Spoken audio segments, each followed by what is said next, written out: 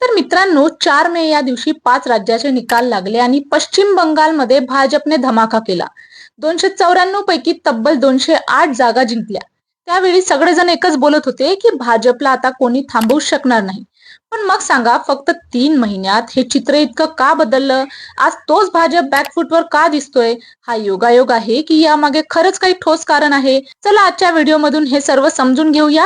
नमस्कार, मी सपना. स्वागत आहे तुमचं बातमी या चॅनलमध्ये. चॅनलला सबस्क्राईब नसेल केलेलं तर नक्की करून घ्या. यामधलं पहिलं कारण म्हणजे लोकांमधली साचलेली नाराजी.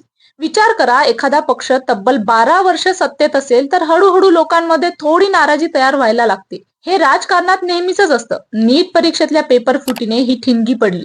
पण खरं कारण त्याहून खोल आहे. आयटी क्षेत्रातल्या नोकऱ्या गेल्या, पेट्रोल डिझेल महाग झालं, टॅक्स वाढले. हे सगळे मुद्दे थेट सामान्य माणसाच्या खिशाला भिडणारे आहेत. आणि याच काळात भाजपचा जुना हुकमी का हिंदुत्वाचा मुद्दा नव्या पिढीला तितकासा भिडेनासा झालाय. आजच्या तरुणांना नोकरी हवी आहे, महागाई कमी हवी आहे, परीक्षा पारदर्शक हव्यात. आणि हा बदल भाजपला वेळेत ओळखता आलेला नाहीये. तर दुसरं कारण आहे राहुल गांधीची बदललेली इमेज. लक्षात आहे का, 2014 नंतर भाजपच्या आयटी सेलने राहुल गांधींना पप्पू म्हणून हिनवलं होतं आणि त्याचा काँग्रेसला मोठा फटका पण बसला होता. पण भारत जोडो यात्रेनंतर हळूहळू ही इमेज बदलली. आधी राहुल गांधी अंबानी, अदानी, राफेल अशा विषयांवर बोलायचे, जे मुद्दे महत्वाचे असले तरी सामान्य माणसाला थेट टच करत नव्हते. आता मात्र ते आरक्षण, जातनिहाय जनगणना, पेपर फुटी अशा मुद्द्यांवर बोलतात, जे थेट लोकांच्या आयुष्याशी जोडलेले आहेत. आणि भाजप मात्र अजूनही जुन्याच पद्धतीने प्रचार करतोय. याच कारणामुळे भाजपने नुकतंच अमित मालवीय यांना तब्बल 11 वर्षांनी आयटी सेलच्या प्रमुख पदावरून हटवलं.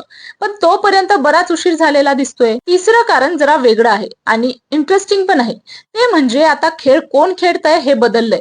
आतापर्यंत काय व्हायचं की भाजप आधी काही मोठा निर्णय घ्यायचा, जसं राम मंदिर, कलम 370, सर्जिकल स्ट्राईक, आणि विरोधक फक्त त्यावर प्रतिक्रिया द्यायचे.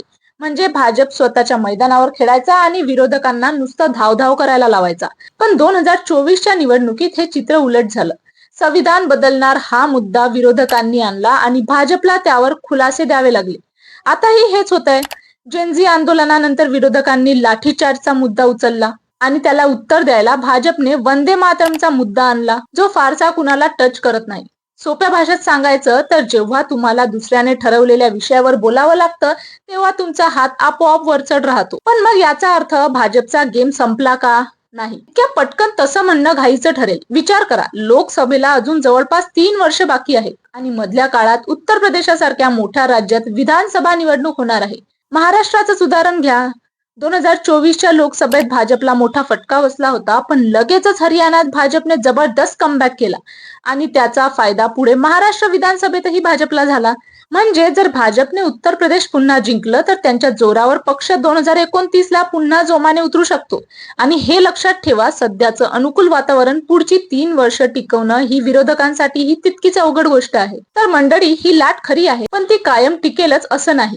राजकारणात 3 वर्ष म्हणजे खूप मोठा काळ असतो. आता मला सांगा, तुम्हाला काय वाटतं, ही भाजप विरोधी लाट टिकेल की भाजप पुन्हा जोरदार कमबॅक करेल? खाली कमेंट मध्ये आपलं ओपिनियन नक्की सांगा आणि अशा राजकीय विश्लेषणासाठी चॅनल सबस्क्राईब करायला विसरू नका.